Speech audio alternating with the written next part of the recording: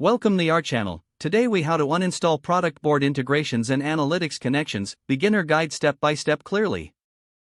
To uninstall Productboard integrations and analytics connections, start by logging into your Productboard account. Navigate to the settings page located in the lower left corner of the interface. Once on the settings page, look for the integrations section, which may be labeled as connections or integrations in APIs. Click on Locate the integration you wish to uninstall from the list provided. Next to the integration, you will see a trash bin icon or an uninstall button. Click on the trash bin icon or uninstall button to initiate the removal process. A confirmation prompt will appear, asking you to confirm the uninstallation. Review the details provided in the prompt to ensure you are removing the correct integration. If everything looks correct, confirm the uninstallation by clicking on the Yes or Confirm button. Once confirmed, the integration will be removed from your Productboard account. To verify the uninstallation, check that the integration no longer appears in your list of active integrations. Next, navigate to the Analytics connections if you have any set up. Go back to the Settings page and find the section labeled Analytics or Analytics Connections. Click on the Analytics tab to see a list of. Identify the analytics connection you want to uninstall from this list.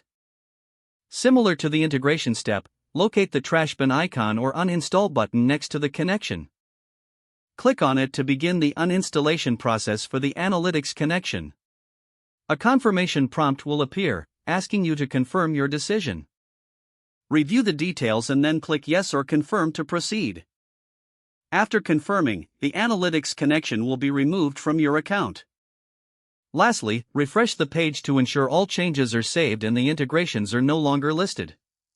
Congratulations, you have successfully uninstalled the Productboard integrations and analytics connections.